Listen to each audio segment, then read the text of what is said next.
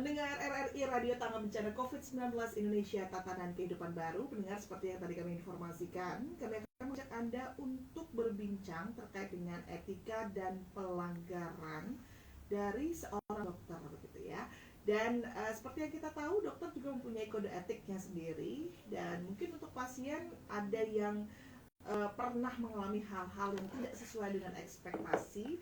Nah, kita akan membahas ini lebih jauh, lebih rinci, lebih detail. Kira-kira hal-hal apa saja nih yang termasuk dalam sebuah etika profesi sebagai seorang dokter, dan juga pelanggaran-pelanggaran yang mungkin saja keluar dari jalur etika-etika yang harus dituruti atau harus ditaati oleh seorang dokter itu sendiri ya. Nah, untuk memperbincangkan lebih lanjut, pendengar, saat ini saya sudah bersama dengan narasumber, ada Dr. Clarissa SPFM. Selamat siang, Dok. Selamat siang Mbak Rizka dan juga para pendengar. Salam sehat, semangat selalu. Iya, baik. Terima kasih dokter sebelumnya sudah hadir di Pro 1 RRI Singaraja. Dan saya yakin dokter pasti banyak sekali kesibukannya, tapi tetap menyempatkan diri di Pro 1 RRI. Dan untuk pendengar nanti juga bisa ikut bergabung ya. Mungkin ada pertanyaan terkait dengan etika dan pelanggaran dokter ini. Bisa Anda ikuti dan juga bisa Anda beratensi di 24684 bersama dengan Dr. Clarissa SPFM. Nah, dokter, kalau kita berbicara tentang etika dan pelanggaran, ya, bagaimanapun juga dokter kan as human gitu, ya, seorang manusia juga. Betul. Mungkin pada suatu ketika sudah menuruti berbagai hal yang diikat dalam etika itu, tapi tidak juga menutup kemungkinan akan pernah ada penyimpangan atau pelanggaran begitu. Nah, Dok, sebenarnya apa sih, Dok, etika dan pelanggaran ini, sejauh apa ini mengikat profesi menjadi seorang dokter itu sendiri? Oke, jadi pertanyaannya nih yang pertama kali langsung menembak sampai ke jantung hati ya Mbak Rizka ya. Jadi ini menarik karena begini, sebelum kita berjalan sejauh-jauhnya, kalau biasanya pendengar kalau di Jumat pagi kita bercerita tentang diagnosis penyakit, sekarang kita bercerita tentang doctor as a human being, begitu kan ya. Nah, jadi berawal dari kalau kita berbicara seorang dokter, dokter itu sebetulnya sebuah profesi ya. Sebagai sebuah profesi itu ada beberapa persyaratan. Jadi makanya ada profesi profesional, kan begitu ya. Salah satunya apa? Harus update dengan ilmu. Kemudian terikat, katanya begitu kan? Terikat dengan apa? Nah, yang mengikat dokter itu banyak sebetulnya Mbak Rizka. Baik itu dari sisi etikanya, ada disiplinnya, juga ada hukumnya. Nah, kenapa sih kok ternyata jadi dokter itu banyak ya iketan-iketannya gitu ya. Apa bisa napas itu dokter nanti jadinya? Kan pertanyaan begitu ya. Nah, tetapi sebetulnya hal-hal yang mengikat seorang dokter itu adalah sebagai sebuah jaminan bahwa dokter nantinya akan melakukan praktek dan memperlakukan pasiennya dengan standar terbaik gitu ya, optimal, supaya apa? Menjamin keselamatan daripada pasiennya. Begitu.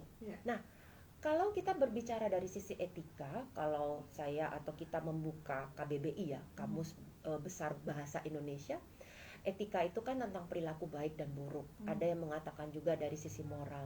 Nah, baik dan buruk, kemudian moralitas seorang dokter, nah itu yang digarisbawahi. Nah, kalau kita berbicara tentang kode etik kedokteran Indonesia, maka kode etik itulah yang akan mengikat seluruh dokter Indonesia ketika melakukan atau menjadi seorang dokter dan berpraktek. Ketika berhadapan dengan pasien. Kok cuma pasien aja, Dok? Oh, ternyata tidak.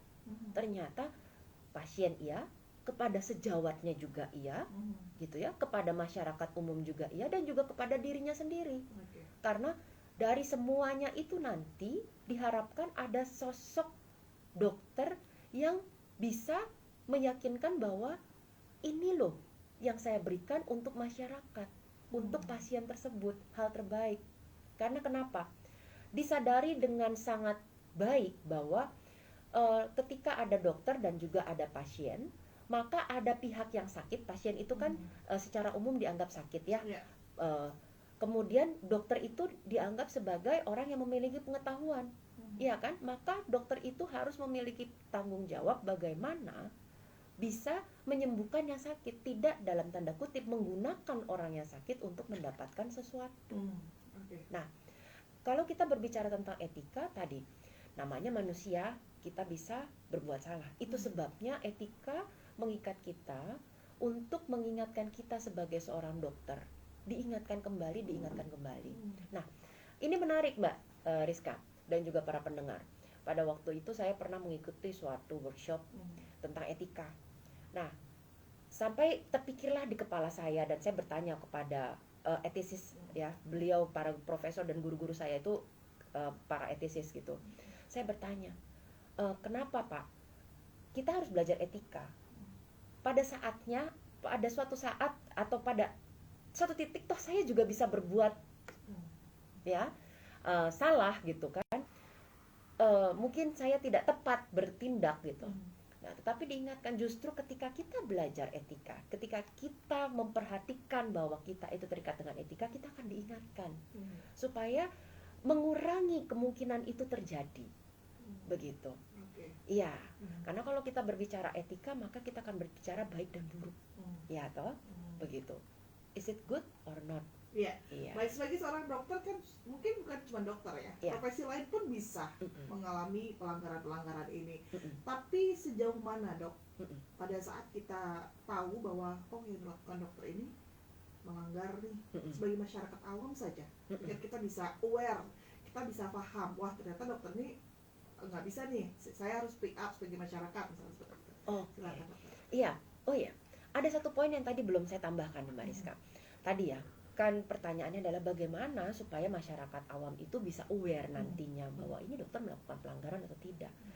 Ada satu poin yang menurut saya perlu digarisbawahi juga. Jadi kenapa ada etika? Nah, etika itu sebetulnya juga hal yang tanpa dilihat orang pun kita akhirnya harus sadar bahwa saya ini baik atau buruk. Jadi maksud saya seperti ini. Mungkin contoh gamblangnya adalah misalnya nih, kalau dulu kita sekolah ya, Mbak Rizka ya, zaman saya dulu sekolah ketika saya SD,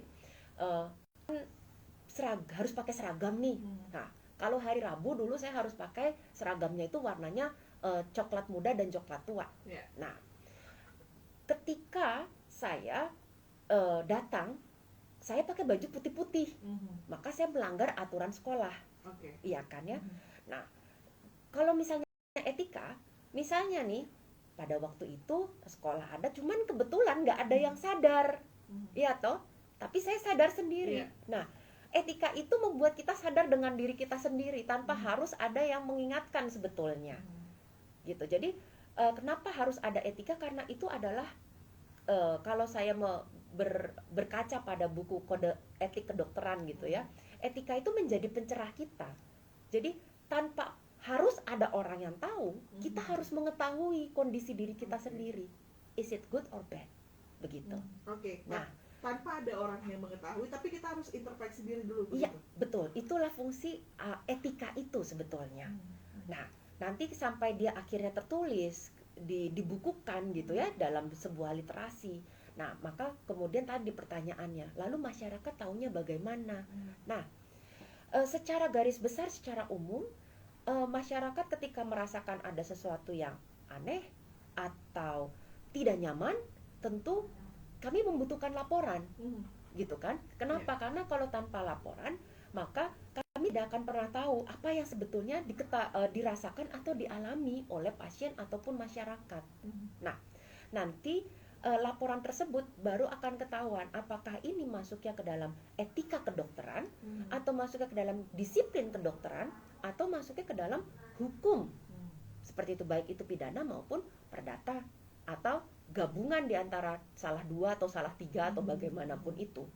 Begitu. Jadi tadi kalau masyarakat bagaimana dok? Nah, untuk masyarakat maka kami membuka seluas-luasnya. Jika masyarakat ada yang berpikir bahwa saya kok ada sesuatu yang salah ini ya, gitu kan ya. Karena kadang-kadang kan kita memiliki persepsi yang berbeda. Jadi kok bisa begitu dok? Jadi saya ambil contoh seperti ini. Kadang kita berkata A, kemudian orang menangkapnya B. Nah, kita berbicara masalah persepsi. Nah, itu yang perlu kita pastikan dulu apakah memang benar ini persepsinya, benar atau salah, begitu. Gitu. Baik. Berarti memang kita bertolak dari etika itu dulu sendiri ya dok ya. Karena kala dok, ini ada nih dok, kasus misalnya nih, Mm-mm. seorang dokter yang Mm-mm. mengatakan ataupun responnya kurang pada pasien, Mm-mm. pasien merasakan wah kenapa seperti ini ya dokternya, Mm-mm. tapi mungkin dokternya sudah merasa wah saya sudah memberikan pelayanan yang optimal Betul. terhadap pasien. Nah, perbedaan persepsi itu tuh dok, bagaimana cara kita menemukan titik temunya lah agar pasien juga merasa itu aman, si dokter juga merasakan wah udah di titik temu yang benar begitu. Silakan Oke, dokter. iya. Jadi ini menarik juga nih. Wah, kalau udah membicarakan hal-hal seperti ini, jadi banyak yang Iya. menarik Mbak Rizka ya. Jadi Iya. biasanya proses penjelasan dari dokter ke pasien itu kita sebutnya informed consent ya. Nah, memang secara khusus informed consent atau memberikan sebuah penjelasan kepada pasien itu pun juga diatur begitu ya. Nah, kalau misalnya ada dua persepsi yang berbeda, yaitu dari persepsi A dan juga persepsi B yang ditangkap. Nah, inilah dalam pola komunikasi sebetulnya kan ya. Ketika komunikasi ada yang menyampaikan, kemudian di tengah-tengah itu ada medianya ya, maksudnya apakah ada yang mengganggu atau tidak atau segala macam. Kemudian dari si penerimanya juga begitu. Nah, ketika pasien berpikir bahwa saya merasa bahwa ini dokter belum menyampaikan dengan baik atau belum lengkap, nah ini bisa disampaikan begitu. Maka apabila diberikan penjelasan akan baik jika pasien atau keluarga menanyakan kembali. Begitupun juga dokter. Standar biasanya kami juga sebagai seorang dokter akan menanyakan ini sudah jelas atau belum. Nah, itu sebabnya kalau misalnya dalam kaitannya dengan penjelasan tindakan medis, ada kertas yang namanya lembar persetujuan atau penolakan tindakan medis. Begitu. Nah, itu ada poin-poin yang harus disampaikan secara jelas dari tenaga kesehatan kepada keluarga pasien atau pada pasien. Begitu. Iya, baik. Pendengar, ini menarik ya dok ya, kalau kita bahas satu persatu, karena memang persepsi, kembali lagi kalau kita berbicara etika dan pelanggaran itu persepsi begitu ya dok ya. Tapi dok, untuk pasien misalnya ya, pasien yang mengalami hal-hal yang tidak sesuai dengan ekspektasi, mereka bisa bicara kemana dok? Nah, ini dia. Jadi kalau misalnya mengadukan misalnya ya, bisa kemana? Bisa kemana-mana. Maksudnya dalam artian bukan terus asal ngomong kemana-mana, karena Apa tidak media sosial? nanti jadinya nggak terfokus gitu kan ya. Jadi misalnya apabila pasien atau keluarga berpikir bahwa saya rasanya ada sesuatu yang tidak nyaman atau tidak baik nih saya alami, maka bisa ada beberapa pilihan. Yang pertama, bisa disampaikan kepada instansi tempat pasien atau keluarga mendapatkan perawatan tersebut, begitu ya. Nah, kemudian apabila memang bagaimana ya, ada rasa bagaimana, nah ID sendiri memang ada media sosialnya seperti di Facebook maupun di Instagram. Nah, ID bisa menampung tetapi bisa dimasukkan dalam direct message-nya, jadi yang japri-japrinya seperti itu. Itu bisa.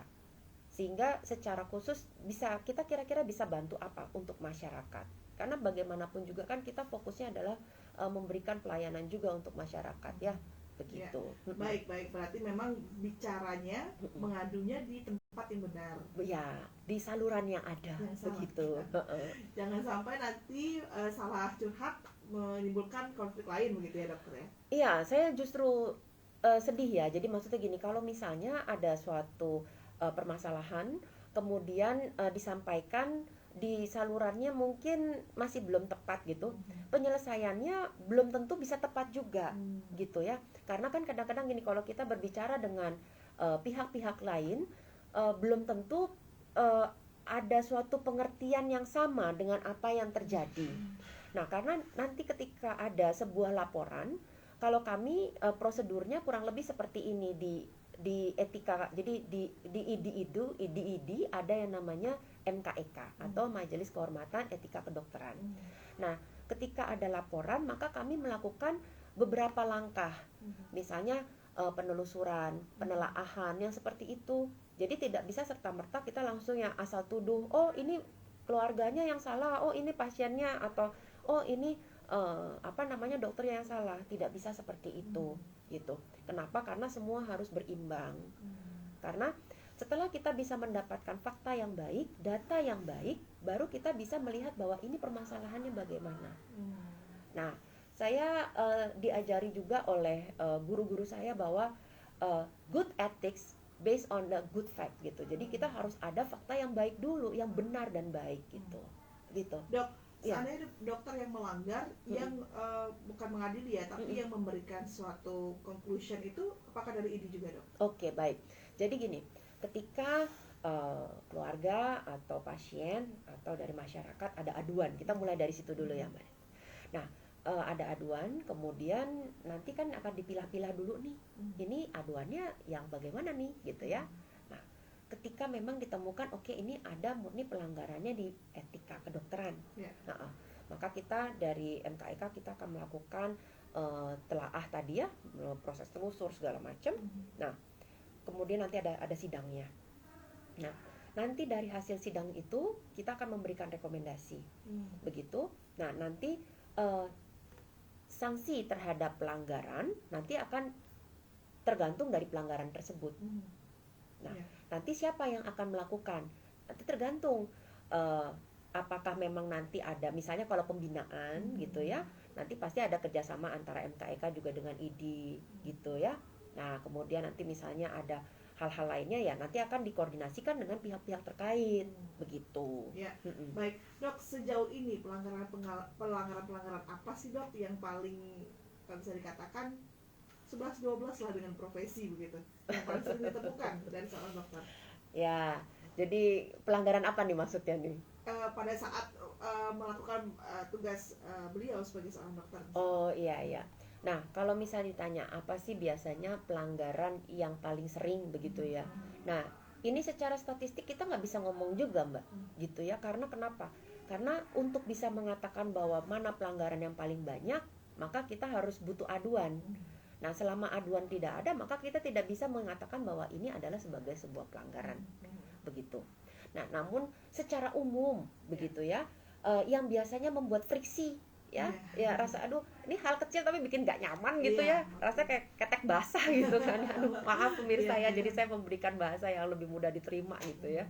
Jadi yang ini friksinya gak nyaman gitu ya, yang sering menjadi bahasan-bahasan itu biasanya kalau kita dikomunikasi begitu.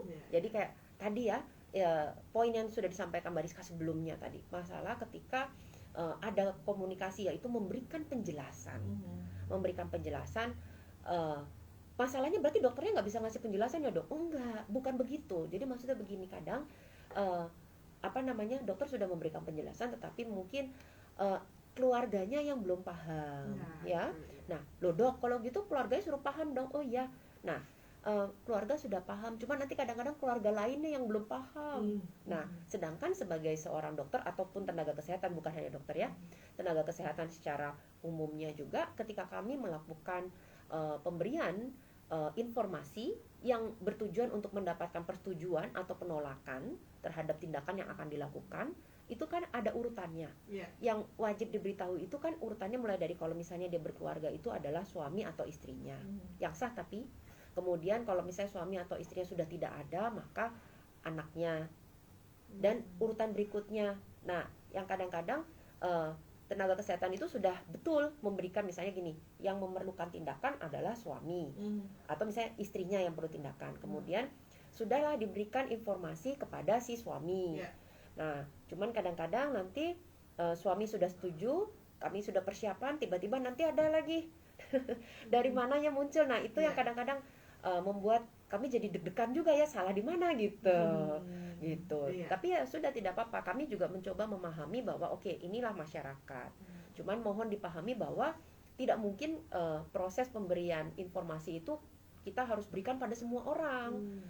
Karena kenapa? Itu kan menyangkut rahasia juga ya, diagnosis pasien.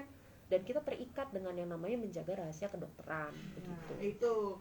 Itu kadang-kadang ya Dok ya, kalau untuk sama keluarga, sama pasien ya. Nah, ini untuk kalau kita lihat dari segi dokternya ya Dok ya. Kalau dari masyarakatnya sendiri Dok, mereka itu bisa sejauh apa sih Dok mengetahui informasi dari kesehatan yang bersangkutan atau kesehatan keluarganya agar tidak salah persepsi lagi di masyarakat?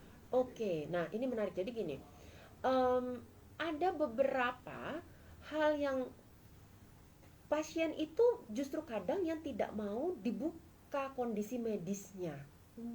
Nah, jadi begini, kami sebagai seorang dokter dan juga tenaga kesehatan, tenaga medis itu terikat dengan yang namanya rahasia kedokteran, gitu ya. Itu yang tadi saya sebutkan.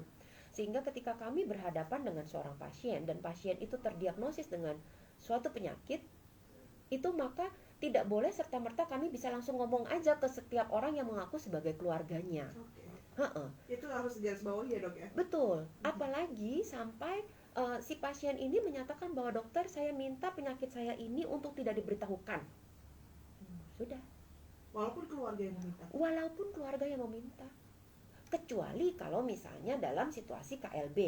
Nah, kalau KLB mungkin yang sekarang kita alami yang sudah mulai menurun ketika masa COVID ini. Nah, kalau COVID karena itu sudah ada undang-undang wabah, sudah ada undang-undang KLB, ya, maka kita bisa membuka, tetapi membuka pun tidak serta-merta langsung nunjuk orangnya yang ini COVID, tidak.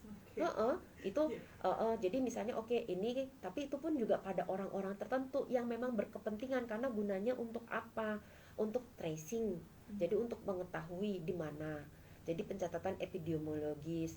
Karena kenapa pemerintah kan membutuhkan data untuk menyediakan obat-obatan yang diperlukan. Begitu. Nah, kalau dalam kondisi-kondisi yang seperti itu, maka akan berbeda ceritanya. Tetapi kalau misalnya pada penyakit-penyakit yang lain, kita juga harus sangat berhati-hati. Gitu. Nah, yang menarik dan menggoda sedikit gitu ya Mbak Rizka ya. Ini yang kadang membuat sakit kepala juga. Justru yang sakit kepala orang tua nih biasanya. Nah, misalnya ada anak, tapi dia sebetulnya sudah usianya 19-20 tahun. Tapi posisinya pada saat itu dia masih anak, karena masih ada orang tuanya ya. Kemudian dia mungkin berobat, orang tuanya tunggu di luar. Nah, anak ini sebetulnya sih sudah dewasa ya, karena sudah lebih dari 18 tahun. Si pasien, saya sebutnya pasien aja deh ya. Si pasien ini menyatakan bahwa dok, saya nggak mau ini dikasih tahu. Sudah oke, kalau gitu ya sudah, orang tua akhirnya masuk, ini ya sudah selesai diperiksa anak ibu atau bapak. Kemudian anaknya keluar, ibu bapaknya mungkin ngomong sama dokternya. Nah, pada posisi seperti itu tetap kita tidak bisa memberitahukan. Iya, nah ini yang memang kadang menjadi kendala, apalagi kalau sudah masuk ke area atau ranah pengobatan. Sehingga memang biasanya kami sebagai tenaga kesehatan pasti akan memberikan konseling, kemudian memberikan pengertian-pengertian terbaik kepada si pasien yang dalam notabene kasusnya kali ini adalah anak, memberitahu bahwa pengobatan ini kan membutuhkan dukungan, support ya, bukan hanya dari sisi materi tapi mental, ya kan. Nah, bagaimana kalau misalnya diberitahukan, nah itu kan kembali lagi gitu. Dok, kalau soal pemberian obat misalnya dok, pada seorang pasien begitu ya, tapi dokter sudah meresepkan, kemudian digunakan ke pasien, kemudian pasien merasakan wah kenapa saya mengkonsumsi obat ini penyakit saya jadi lebih parah begitu. Nah, hal semacam itu apakah pelanggaran atau tidak dok? Atau perlu ada lagi penyelidikan lainnya sehingga nanti kita bisa menyebut itu pelanggaran atau tidak dari seorang dokter? Aduh, ini juga bagus sekali nih pertanyaannya Mbak Rizka. Jadi gini, kalau saya mendengar kasus yang seperti ini, maka saya akan melihat di beberapa sudut pandang. Tadi, pertama, seorang pasien dia diberikan obat A, betul? Nah, kemudian dia merasakan bahwa saya diberi obat A, kok malah rasanya malah makin gak enak ya, begitu. Berarti dokternya nih ada sesuatu nih, kan begitu. Nah, kemudian berarti ini dari sudut pandang pasien. Nah, apakah berarti dokter sudah melakukan pelanggaran? Nah, inilah tugas kami, baik itu MKEK, cuman kalau misalnya yang kondisinya seperti ini lebih ke arah dari sisi manajemen institusi dulu, atau dari disiplin kedokterannya dulu, gitu ya. Nah, itu biasanya mereka yang masuk terlebih dahulu, tergantung nanti laporannya. Cuman katakanlah pihak yang menyelidiki ya, dari sisi dokternya. Maka kita harus melihat dulu, karena begini, memberikan atau pemberian obat itu ada yang namanya efek samping. Nah, apakah itu efek samping dari pemberian obat? Nah, itu pertanyaannya, begitu kan ya. Nah, apakah ketika obat tersebut diresepkan, itu sudah diinformasikan bahwa akan muncullah keluhan-keluhan seperti ini. Nah, kemudian ataukah memang obat ini bisa memberikan efek A, tapi dia harus menjalani efek yang tidak enak terlebih dahulu. Nah, kembali ke komunikasinya. Iya. Sehingga apakah pasti itu adalah salah pemberian obat? Belum tentu. Nah, Iya. tapi apakah pada saat itu sudah diinformasikan kepada pasien bahwa akan muncul rasa tidak enak? Itu yang patut kita pertanyakan. Oke. Nah, Jadi iya. memang banyak hal yang perlu kita lihat dulu dari sudut pandang begitu ya dok ya. Betul. Tidak serta-merta kita bilang itu adalah sebuah pelanggaran. Nah, kalau memang ternyata sudah diketahui bahwa efek samping obat ini adalah begini, tetapi tidak diberitahukan pada pasien, ya jelas itu pelanggaran. Tapi pelanggaran yang seperti apa? Begitu. Oke, baik ya. Ada level-levelnya lagi begitu ya dok ya? Iya, betul sekali. Nah, kemudian saya potong. Nah, kemudian efek tidak enaknya menyebabkan rasa seperti apa? Akibatnya bagaimana pada pasien? Gitu. Mungkin saya kasih contoh paling gampang seperti ini. Contoh kasus misalnya, seorang pasien alergi dengan obat X misalnya, alergi dengan obat X. Nah, kalau dokter tidak pernah bertanya bahwa ada riwayat alergi atau tidak, kemudian dia berikan obat X, jelas itu sesuatu yang harus diwaspadai, itu tanda tanya, itu bisa jadi pelanggaran. Ya, kemudian kalau dokter bertanya, Bapak Ibu ada nggak alergi obat? Kemudian pasien menjawab, ya saya alergi obat X gitu ya. Kemudian dikasih obat Y tetapi kandungannya sama dengan obat X dan alergi yang muncul, ya jelas itu sesuatu tanda tanya yang mengarah sekali dengan pelanggaran, ya dong. Nah, tetapi kalau misalnya dokter memberikan obat X, sudah ditanya nih, ada alergi apa? Oh, saya nggak ada alergi apa-apa. Oke, saya kasih ya obat X. Nah, kemudian muncullah reaksi alergi. Nah, itu baru oke. Karena kenapa reaksi alergi itu tidak sesuatu yang bisa terprediksi sebelumnya pada kasus yang ini. Gitu. Baik ya. Nah, hal-hal semacam ini harus masyarakat tahu juga ya dok ya, agar tidak ada salah persepsi nanti pada saat ke dokter ataupun menerima pelayanan-pelayanan dari dokter ya dok ya. Kita undang juga pendengar dok untuk bisa bergabung. Pendengar, untuk Anda yang ingin bertanya terkait dengan etika dan pelanggaran dari seorang dokter ini, silakan kami undang atensi Anda di 24644. Mungkin ada yang ingin Anda tanyakan atau hal-hal yang selama ini yang Anda bertanya-tanya apakah ini pelanggaran atau tidak begitu ya. Kita akan bahas lebih jauh bersama dengan Dr. Clarissa SPFM. Kami tunggu, kami nantikan atensi Anda pendengar. Sekali lagi di 24644 serta di 081 1399 9790. Sudah ada yang masuk dok? Kita langsung sapa ya dok ya, di 24644. Selamat siang RRI. Halo, selamat siang dengan Bapak Made Riba.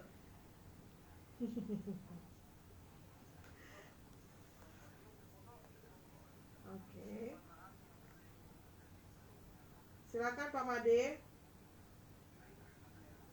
Dengar Rizka ini, Pak. Iya. Yes, selamat siang, Pak.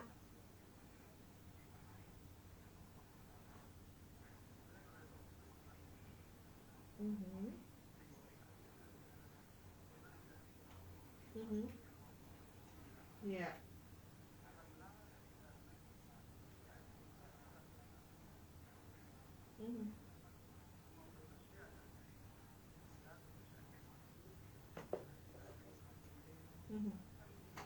Iya.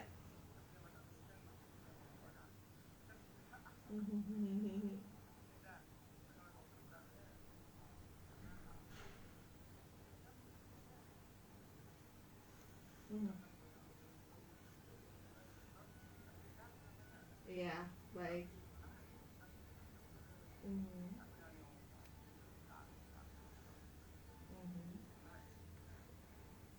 Iya. Baik, terima kasih. Baik. Terima kasih Pak Made. Ya, baik. Terima kasih Pak Made Riba sudah ikut bergabung. Nanti akan ditanggapi oleh Dr. Clarissa ya. Di belakang Pak Made Riba silakan kami nantikan kembali atensi Anda pendengar. Kita berbicara terkait dengan etika dan pelanggaran seorang dokter bersama dengan narasumber kita, Ibu Dr. Clarissa SPFM. Tadi ada Pak Made Riba. Selanjutnya kita menunggu, bisa langsung ditanggapi mungkin Bu Dokter. silakan. Jadi tadi dari Pak Made Ribet Iya. ya. Heeh. Beliau mengatakan bagaimana, Mbak Rizka, bahwa Iya. itu bukan pelanggaran atau bagaimana? Ya, itu bukan pelanggaran untuk di kategori pasien begitu ya. Di kategori dokter, tapi pasiennya menganggap misalnya pelanggaran, bagaimana dokter? Ya, jadi sekali lagi kalau misalnya hal-hal seperti itu, kalau dari sisi dokter melakukan pelanggaran atau tidak, pasien menganggap pelanggaran atau tidak, itu sebabnya kita melakukan telusur-telusur begitu ya. Nah, pada kasus yang tadi misalnya pemberian obat gitu, nanti kalau memang benar terjadi pelanggaran tadi ya, yang Iya. dua contoh pertama dia jadinya pelanggaran. Nah, tapi pelanggarannya apa? Masuknya ke disiplin nggak, ke etika nggak Iya. gitu ya? Oke. Heeh. Baik. Heeh. Kita ke WhatsApp dok, ini mungkin agak sedikit sama pertanyaan dengan Pak Made Ribet. Oke. Kita sapa dulu, ada yang bertanya di WhatsApp.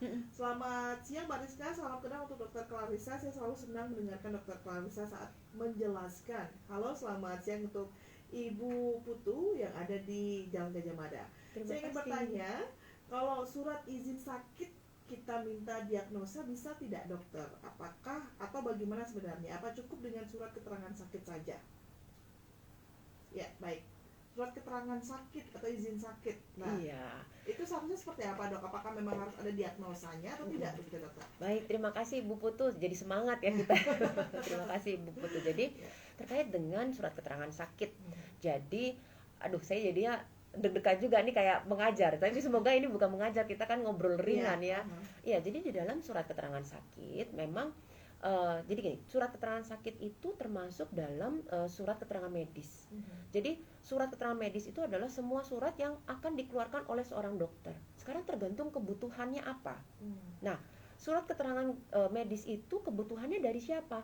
Dari pasien yang meminta kepada dokternya. Nah, kalau kita berbicara tentang surat keterangan sakit, secara umum adalah menyatakan sakit sekian hari, begitu. Nah, apakah bisa dimasukkan diagnosis? Bisa, asalkan pasien meminta. Begitu. Jadi tidak serta-merta bahwa seorang dokter bisa langsung menuliskan bahwa diagnosisnya apa gitu ya. Begitu. Nah, mulai saat ini lebih baik kalau memang dibutuhkan surat keterangan diagnosis atau surat sakit yang ada diagnosisnya, maka dari pihak pasien memintalah. Nah, nanti biasanya dari dokter pasti akan setidaknya apakah nanti dibikinkan format untuk permohonan atau mungkin menulis bahwa pasien meminta, kemudian minta paraf atau tanda tangan dari pasien itu sendiri. Karena kenapa? Ini diagnosis ya, jadi kan orang jadi tahu ya apa sakit orang gitu, kan nggak enak ya gitu. Maka jika memang diperlukan diagnosisnya boleh, nggak apa-apa, tetapi memang harus ada permintaan gitu. Nah dok, berarti surat keterangan sakit selama ini kalau tanpa diagnosis benar atau salah? Ya nggak apa-apa, memang benar dokter menyatakan bahwa pasien ini sakit dan membutuhkan istirahat berapa lama begitu. Nah, boleh saya nyambung sedikit nih, kebetulan silakan. Pertanyaannya Bu Putu menarik juga. Jadi silakan dok. terkait dengan surat keterangan sakit, kalau selama ini orang selalu berpikir bahwa kalau saya ke dokter pasti saya bisa minta surat sakit nih, begitu. Nah, ini yang mungkin harus diperjelas bahwa yang namanya surat keterangan sakit itu artinya dokter sudah melakukan pemeriksaan pada pasien dan dinyatakan sakit dan dinyatakan bahwa memang memerlukan istirahat. Sehingga pada kondisi sakit tertentu yang memang tidak memerlukan istirahat, ya tidak perlu surat keterangan sakit. Memang bisa dok, bisa. Contohnya apa? Misalnya seorang pasien dia mengeluh misalnya terantuk, bahasa Indonesia terantuk, jadi kejedot gitu ya. Misalnya gini, pahanya kejedot pinggiran meja gitu ya. Ada memar, bentuknya bulat gitu. Bentuknya bulat, diameternya misalnya 3 cm, nggak ada patah tulang, nggak ada apa. Terus dia periksa ke dokter misalnya, ya memang itu aja yang ditemukan, tidak mengganggu apapun. Maka ketika dokter mengatakan ini nggak perlu surat keterangan sakit, ya memang nggak perlu. Jadi bukan berarti, tapi kan ini bukti bahwa saya sudah ke dokter. Bukan seperti itu konsepnya. Karena di dalam sebuah surat keterangan sakit itu ada unsur legal yang harus bisa dipertanggungjawabkan oleh seorang dokter. Maka yang membuat surat keterangan sakit pun haruslah seorang dokter. Begitu. Nah, tadi kembali lagi ke surat keterangan diagnosis itu karena memang tadi ya, kan nggak enak kalau misalnya kita misalnya kalau misalnya diagnosisnya demam atau nggak DHF masih keren gitu, tapi kalau misalnya yang menurut orang nggak keren kan nggak. Iya. Ya diagnosis nggak ada yang keren sih menurut saya gitu ya Mbak Rizka. Nah itu yang perlu digaris bawahi ya dok Mm-mm. ya. Jadi selama ini kalau memang pasiennya meminta, Mm-mm. tidak masalah untuk diberikan. Betul. Iya. Tapi kalau pun tidak diminta, Mm-mm. kemudian dibutuhkan oleh suatu instansi misalnya, Mm-mm. itu bagaimana dok? Nah, ketika dia yang membutuhkan adalah instansi, maka instansi tersebut harus berkomunikasi dengan si pasien. Iya, karena yang memiliki diagnosis ini kan si pasien, bukan instansinya. Nah, beda ceritanya kalau ini adalah asuransi. Heeh. Iya. Nah, kalau asuransi yang keluar kan bukan surat keterangan sakit, tapi kan form asuransi. Nah, karena kenapa? Kalau asuransi itu kan memang sudah ada klausul ya, bahwa si pasien ini atau si pemegang polis atau yang punya asuransi ini memang sudah bersedia untuk dibuka kondisinya. Sehingga ketika asuransi ini meminta dokter untuk mengisi form asuransi, ya dokter sih iya aja karena dia sudah ada ininya, perjanjian di antara mereka. Kalau enggak kan nggak bisa diklaim itu, kan begitu ya. Nah, tetapi kalau kita berbicara hubungan antara pemberi kerja, perusahaan, kemudian karyawan dan juga dokter. Nah, di sini kan yang berhubungan langsung adalah dokter dengan pasien. Iya. Maka ketika memang perusahaan meminta surat keterangan diagnosis atau surat keterangan sakit yang ada isi diagnosisnya, maka ini harus yang mengajukan adalah dari sisi si pasiennya. Sehingga kalau memang nanti nggak bisa diberikan, misalnya nih pasiennya nggak mau minta ke kami sebagai dokter, ya mohon maaf kalau kami sebagai seorang dokter nanti nggak mau nggak bisa memberikan ke pihak perusahaan. Begitu. Baik, Iya. dokter, ini menarik dok. Sebelum kita sapa lagi pendengar kita di WhatsApp, Iya. di WhatsAppnya Pro 1 RRI Singaraja, kita Iya. akan rehat sejenak dok Oke. dengan satu buah iklan layanan masyarakat. Jadi tetaplah bersama kami pendengar di Pro 1 RRI Singaraja, kanal inspirasi. Iya. Silakan Jadi dok, bisa diminum dulu. terima kasih. Jadi kayak kuliah deh, nggak apa-apa. Tapi ini menarik juga, soalnya makanya saya bilang semua menarik sih sebetulnya. Saya kasihan Kalau sama udah bicara masyarakat. etika gitu-gitu ya dok ya. Karena mengenai surat sakit, nanti mungkin habis ini kita lanjut ya. Karena ternyata surat sakit ini pun diatur dalam etika loh. Oh, iya. Karena kenapa? Yang bisa tahu kontrolnya itu ya hanya kita Mbak Rizka kan. Nah mungkin nanti saya akan tambahkan, karena gini, kebanyakan selain bahwa masyarakat atau pasien itu berpikir bahwa kalau saya ke dokter pasti saya harus dikasih surat sakit. Rata-rata mereka berpikir kalau juga karena udah kebiasaan ya, surat sakit itu minimal 3 hari, jadi bisa saya leha-leha 3 hari. Itu enggak seperti itu. Iya. Jadi ya nanti abis ini kita bahas lagi deh. Kadang-kadang dikasih satu hari ya. Kan pasien kecewa, padahal sebetulnya bukan seperti itu, karena memang kita pun terikat gitu dengan etikanya tuh ada. Nah, jadi kalau misalnya dalam hal-hal pelanggaran etika itu nanti bisa nggak masuk ke dalam ranah hukum? Bisa. Bisa. Nanti kita bisa sambung ke sana. Cuman kita punya prinsip dalam hal ini gitu.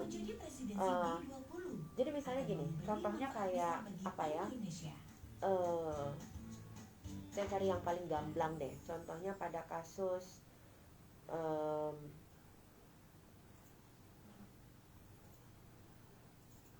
misalnya dalam rahasia jabatan misalnya gitu ya.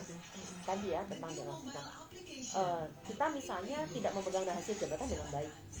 Kemudian keluarga kemudian menuntut dokter secara hukum, bisa nggak? Bisa, karena kita kan juga itu ada kan, rahasia kedokteran itu kan ada ya, di Permenkesnya kan ada, kita juga ada gitu kan.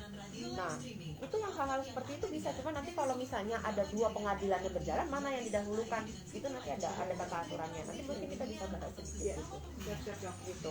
Kadang-kadang itu tuh tadi yang katakan kita tuh selama ini salah konsepsi sih sebenarnya. Surat sakit itu sebagai bukti kita tuh udah ke dokter gitu. Padahal sebenarnya bukan itu.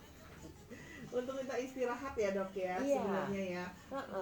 Tapi dokter kan berhak memutuskan nih pasien untuk bisa istirahat atau tidak ya dok. Memerlukan, lebih tepatnya memerlukan istirahat atau tidak begitu.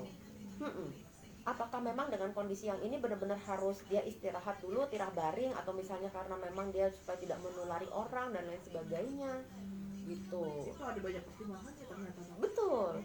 Dan itu memang diatur sendiri. Jadi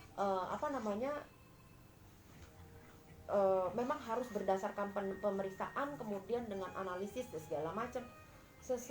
Hal yang sederhana tapi ternyata ribet sebenarnya. Iya, karena potensi banget kan. Mungkin Mbak Rizka sering banget dengar yang namanya penyalahgunaan surat sakit. Iya. Banget. Belum lagi dijadiin alibi. Pernah ada kejadian dijadiin alibi tuh. Iya. Dia membunuh orang, pura-pura itu. sakit. Ini harus tanggung jawab tuh bukan lagi si orang itu, tapi dokternya yang memberikan Pasti, rumah sakit. iya pasti dokternya keseret. Memang waktu itu dokternya dipanggil ke pengadilan, begitu. Orang-orang ini kan, ya minimal kalau dia nggak kena di pidananya, dia minimal kena di etikanya. Iya. Kalau malpraktek itu masuk pelanggaran ya? Waduh, itu masuk pelanggaran. Iya, nah kalau pelanggaran, nah cuman gini, sekarang Tapi kita mau salah memberikan obat tuh kalau praktek juga nggak gitu? Nah, itu dia. Iya. Iya, jadi ini menarik untuk dibahas. Jadi kalau misalnya nggak apa-apa, nanti boleh itu jadi pembahasan. Iya, kita masuk setelah ini. Iya. Menarik soalnya. Kita selesaikan dulu surat sakit berarti Mbak Rizka. Sakit ya, oke.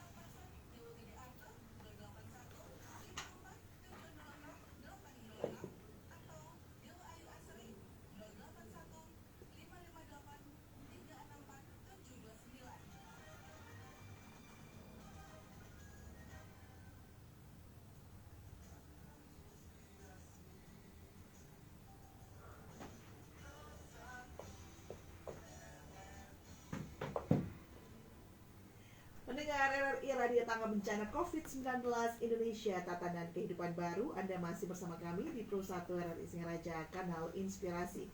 Dan pendengar, kita masih bersama dengan Dr. Clarissa SPFM ya, dan kita masih berbicara terkait dengan dokter, etika dan pelanggarannya ya. Tadi kita masih membahas tentang surat sakit ini dok ya. Ternyata seurgensi itu loh surat sakit, bukan hanya sebagai bentuk kita sudah ke dokter atau belum begitu dokter. Nah silakan dokter, kalau kita berbicara surat sakit ini sendiri dok, kadang-kala kan sebagai pasien itu menganggap bahwa wah surat sakit ini saya dijadikan bukti lah di kantor bahwa saya benar sakit dan saya sudah ke dokter. Nah, ternyata bukan sampai di sana dok ya persepsinya ya. Nah itu bagaimana, silakan dokter. Iya, jadi surat sakit itu ya, kalau sampai ada tulisannya istirahat selama 1 hari, itu berarti dokter sudah melakukan pemeriksaan dan akhirnya dengan diagnosis yang didapatkan menentukan bahwa si pasien ini membutuhkan istirahat 1 hari atau 2 hari atau 3 hari begitu. Nah, tetapi kalau bukti bahwa yang bersangkutan sudah ke dokter, ya mungkin bisa dibuatkan surat bukti ke dokter begitu. Karena kalau surat sakit berarti dia butuh istirahat, dia sakit, ya kan? Kan di situ kata-katanya adalah pasien ini membutuhkan istirahat berapa hari.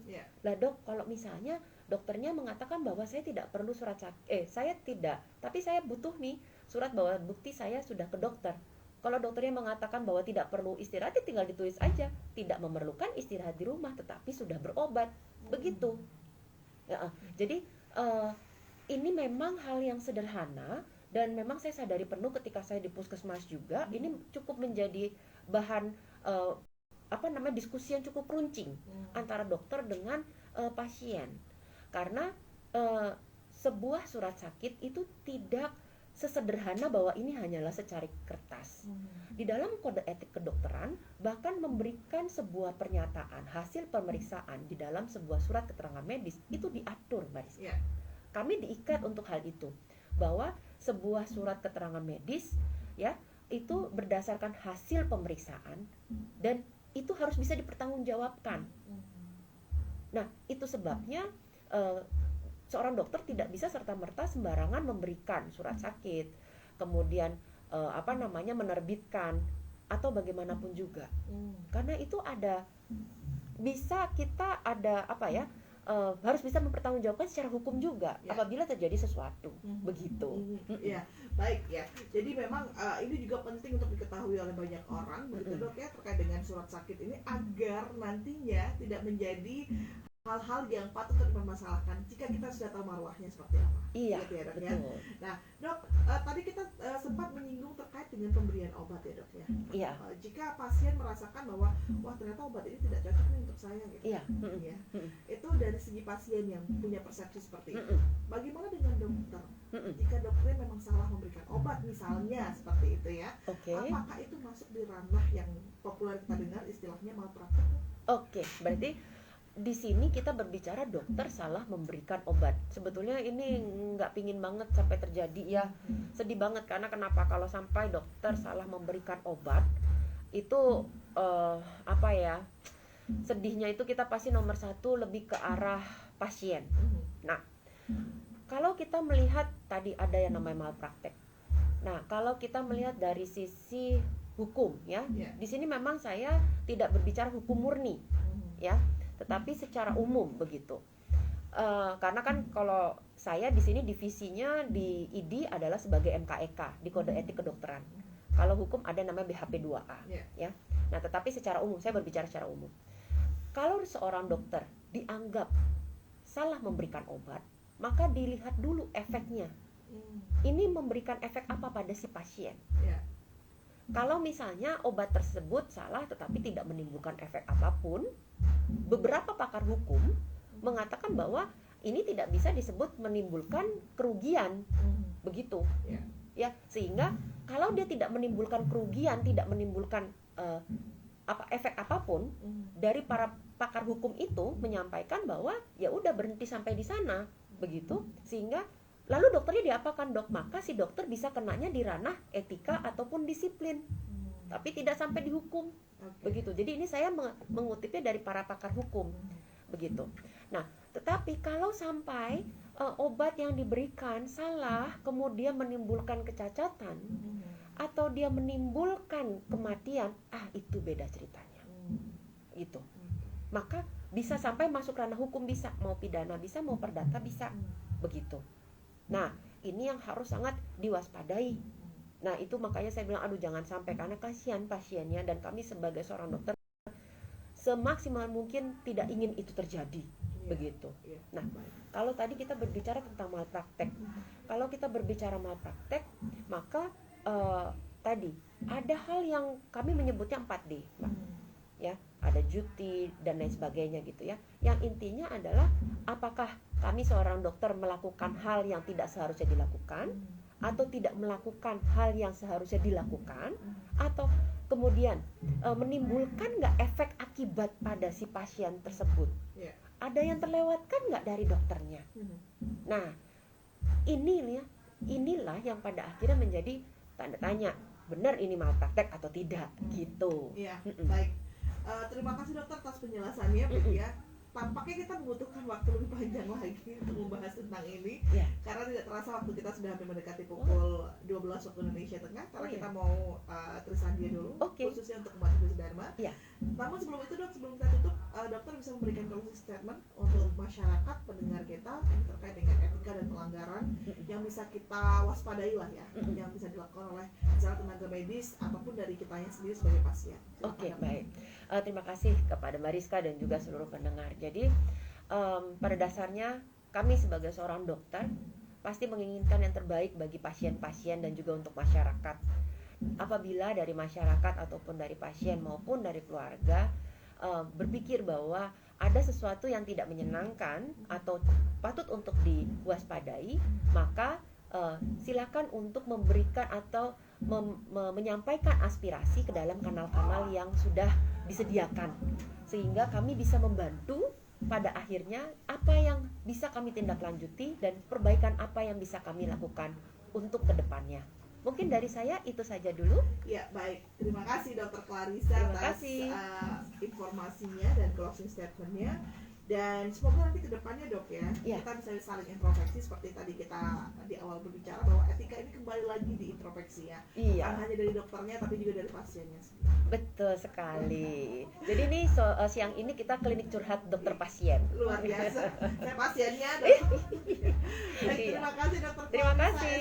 SPFM, sukses selalu, Dok. Kita tunggu kehadirannya kembali di RRI dengan topik yang berbeda tentunya, Dokter. Betul sekali. Terima kasih. Selamat siang, salam sehat. Semangat untuk semuanya.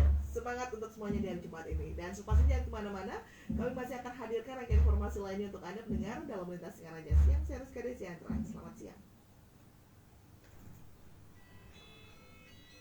Dokter, terima kasih Terima banyak. kasih. Ternyata waktu berlalu begitu cepat Cepat ya. banget, dan Ya. itu tuh biasanya dok ya, kita tuh di menit 30 tuh kita kasih lagu dok. Oh gitu. Lagu dan ini lagu dan TLM lah ya biasanya kan. Tapi karena menurut aku ini kayaknya masih kurang waktunya, aku kasih alam aja. Makanya saya kadang-kadang gini, aduh saya malu ya. Kalau sama saya kok nggak berhenti saya ngomong ya gitu. Makanya aku kan pertama kali nih sama dokter nih dok. Iya. Teman-teman udah bilang sama dokter Clarissa dong sekali-kali. Ya aku belum dapat kesempatan sama dokter Clarissa. Kalau dokter Clarissa cerewet banget. Iya, aku udah lihat jam 30 bentar lagi deh. 32 bentar lagi. Oh pantasnya Mbak Rika tadi ngeliatin, oh ya aduh saya salah ngomong gak ya tadi? Enggak, karena Ternyata lagi nggak timer. itu sayang mbak, kalau itu sayang dong, pastinya lagi enak bahasannya gitu. Aduh, bagus tadi tentang surat sakit. Mungkin lain kali berarti gini, nanti saya coba bulan depan lebih terfokus ya. Kalau tadi kan berarti kita lebih fokus ke surat sakit ya. Iya. Mungkin bulan depan nanti saya bikin fokusnya disiplin dokter yang bagian apa deh, apa namanya etika pelanggaran yang bagian Iya, apa. jadi sub dari etika Iya, ini kan deh, mungkin lebih general ya dok. Iya, hari ini kayak perkenalannya dulu gitu ya. Nanti bulan depan lebih ke subnya misalnya etika apanya gitu. Boleh dok, boleh. Iya, Menarik, sip. Dok. Iya. Foto dulu dok. Terima kasih. Aduh, seru sekali nih. Ternyata dari tadi saya ngeliatin kan pantulan jamnya. Oh, tuh udah jam segitu 11.50 ya. Perasaan saya baru ngomong. Ya ampun. Saya dari dulu Segitu udah cerewetnya 30 saya. nih. Harusnya lagu nih entar dulu lah. Entar dulu.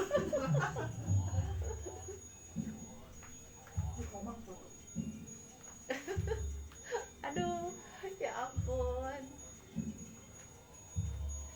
Ya karena kalau nggak kayak gini kan kasihan masyarakat Iya, ya.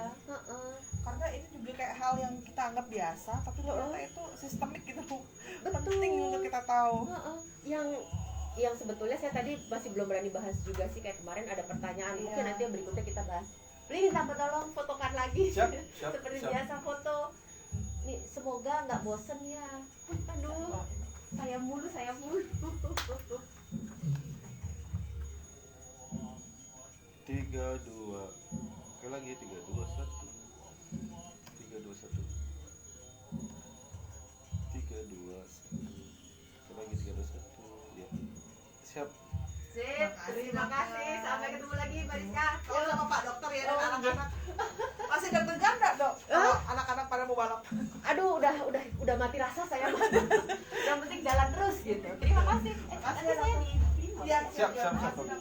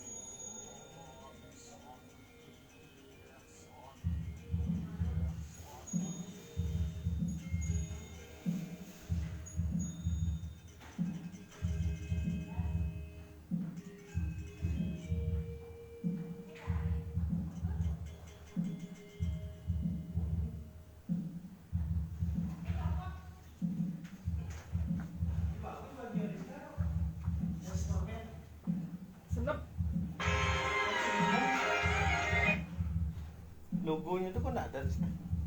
Pas sapu ini. Bagus. Kayaknya ada yang pernah nanya sama dokter Fadis, ada dia kayak, oh iya ini juga penting ya, langsung gitu dia. Kayaknya kok Ita atau siapa nanya tentang surat sakit tuh.